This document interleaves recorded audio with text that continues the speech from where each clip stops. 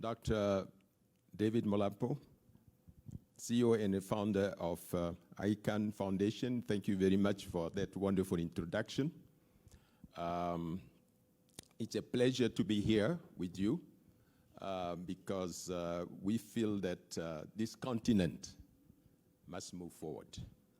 At one point, the continent of Africa was referred to as a dark continent.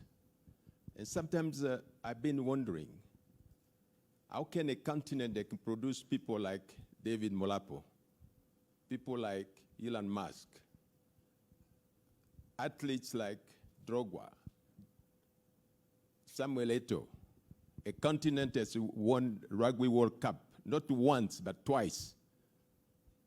A continent that's organized the most successful soccer World Cup, be called a dark continent.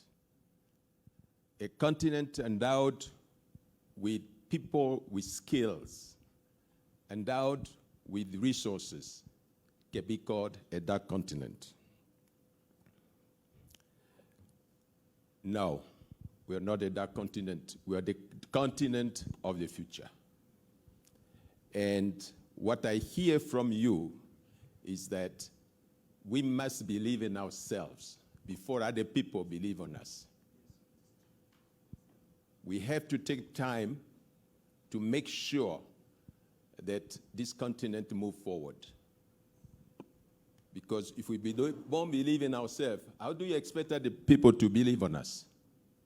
It cannot happen. Now, for us to take advantage of the fourth industrial revolution, because that's what we are talking about today, let me review the few sectors that can help us move forward. Let's look at the agriculture and the food security on the continent. Africa, with its 600 million hectares of arable land, which represent about 60% of the world agricultural space, is heaven for agricultural development. With the technology today, such as the artificial intelligence and production, the use of drones to analyze data, the spray of crops all year round, and provided we build the capacity for storage and the transportation infrastructure, the continent of Africa can feed the world.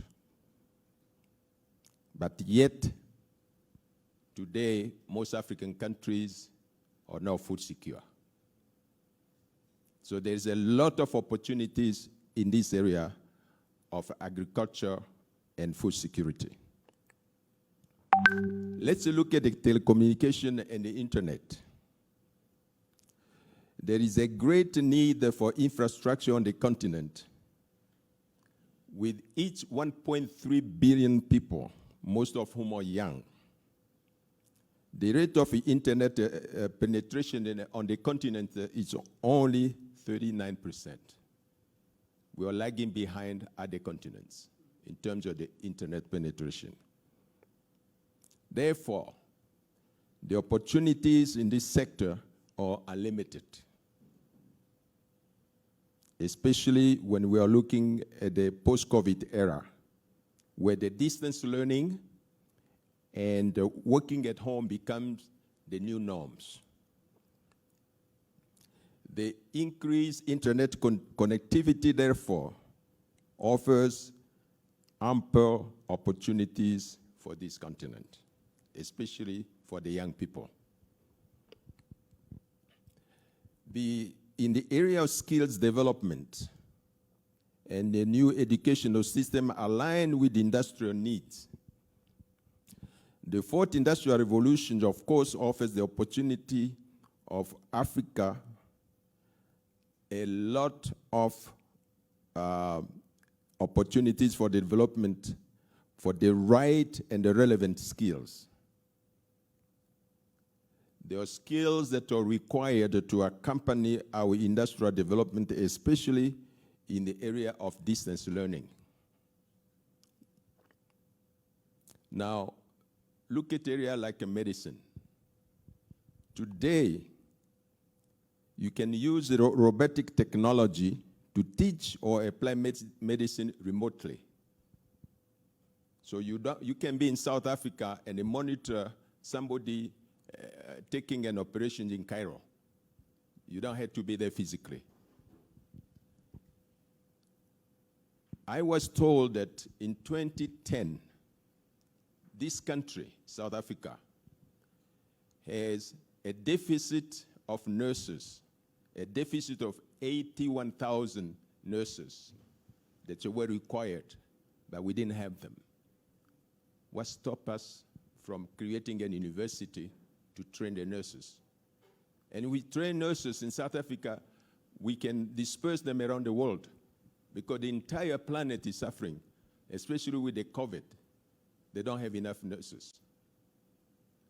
So these are some of the opportunities we can take advantage of if we think properly and if we think creatively.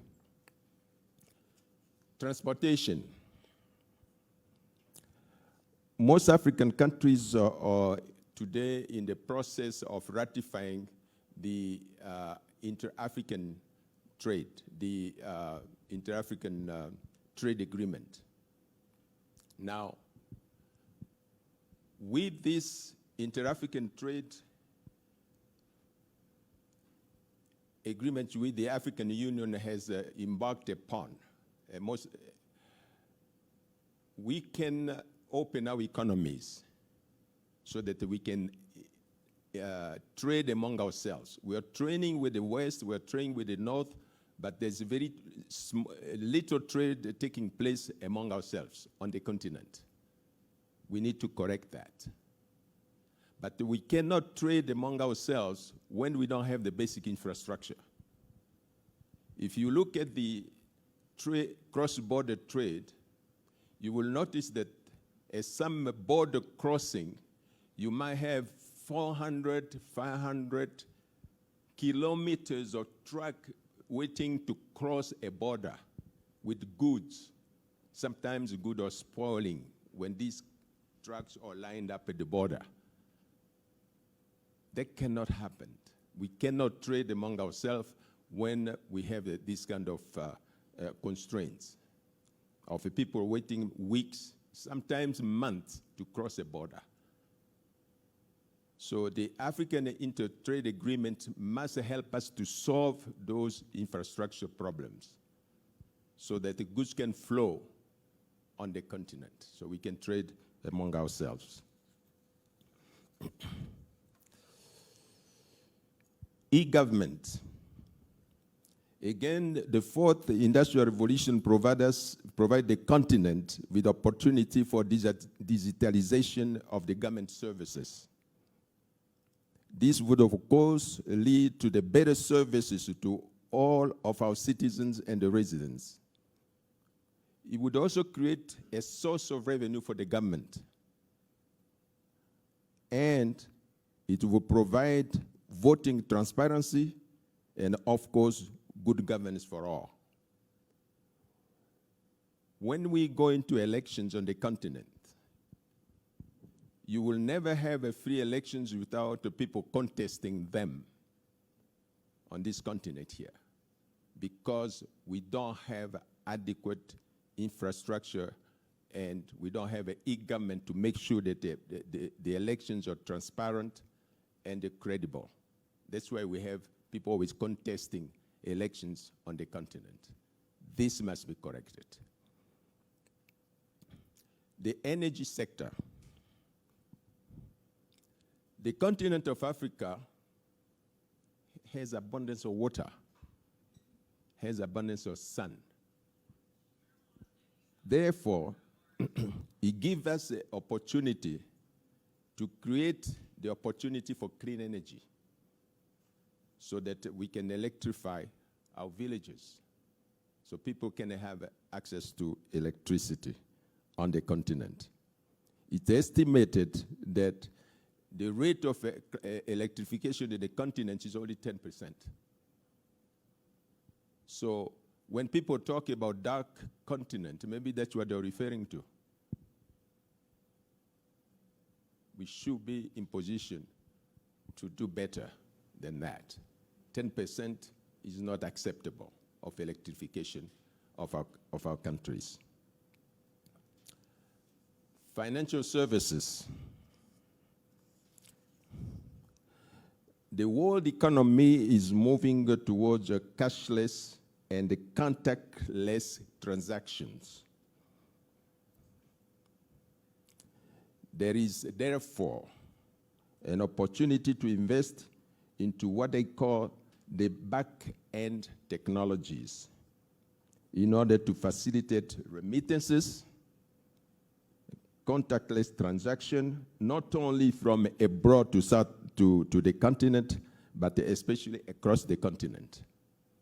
If you're trying to send money from here to Ghana, it becomes a nightmare. But things are improving because the technology is allowing us to have fast transactions in terms of remittances. But we cannot, in that area, we can also do better, and there are opportunities that are available for that.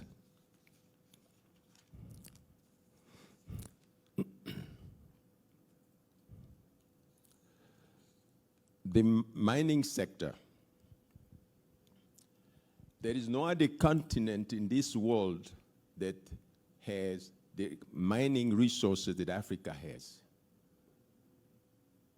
My own country, the Democratic Republic of Congo, is a home for very strategic minerals that are required for the fourth industrial revolution.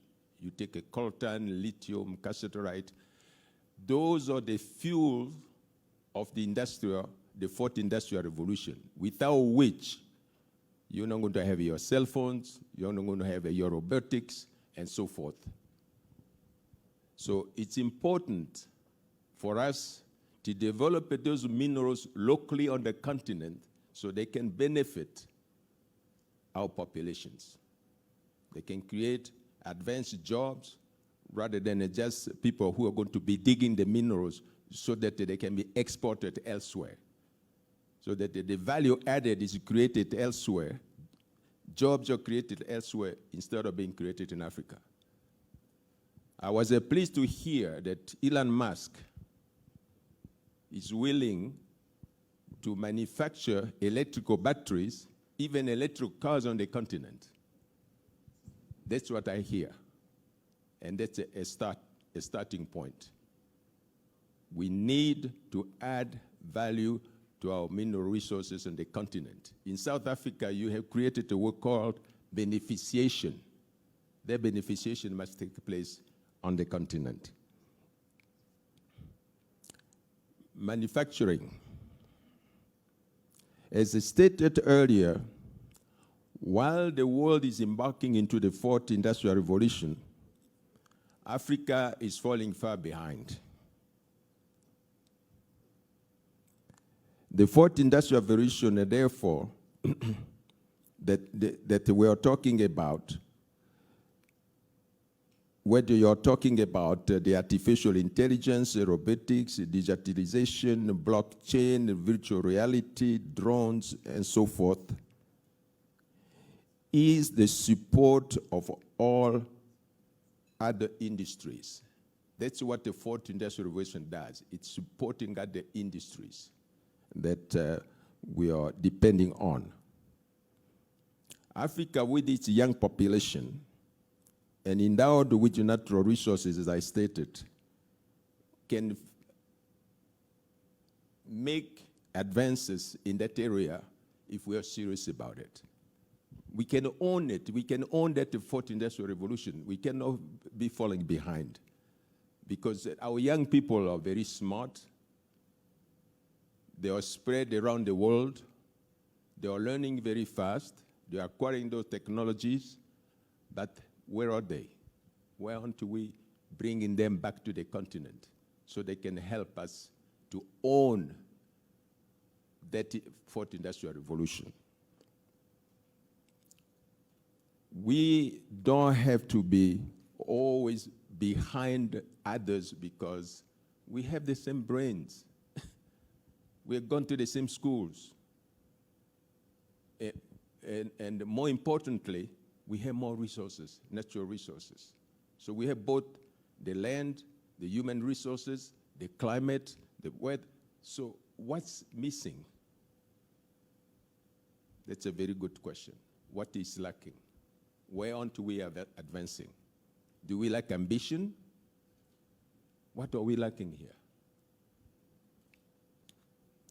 So my message to those who listen to us, those who are overseas, those who would like to invest in Africa, is that we can accommodate them. We can show them the way. And the leadership that you have shown in terms of putting us together here, we can extend that leadership in the area of investment. In other words, those people that are coming from overseas, we can show them the way. We can lead them. We can accommodate them. We can open the doors for them. It doesn't matter whether he wants to invest in Ghana or Uganda or Egypt or Kenya. We can show them the way because we know our continent. We know ourselves. And we need them. First, I think we need our young people who are in the diaspora to come back. And secondly, those investors who are interested in the continent, we can show them the way. We can lead them. We can hold their hands and so forth. For the most time, the people are scared, and I've been a banker, therefore I know that they are scared of the continent because of the fear of the unknown. We can help them to clear the fear so that they don't have to be scared of coming to the continent if we are serious about having them invest in our continent. We know challenges, we know constraints. We know that our bureaucracy sometimes becomes a handicap. But sometimes what I have learned in my career as ambassador is that sometimes they knock at the wrong door.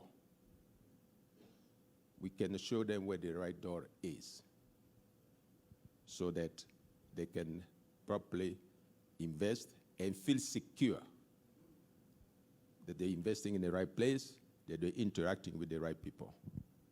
And your foundation, Dr. Molapo, thinks offers that opportunity to show them the way, to guide them. And we are here to support you to do exactly that. Thank you very much.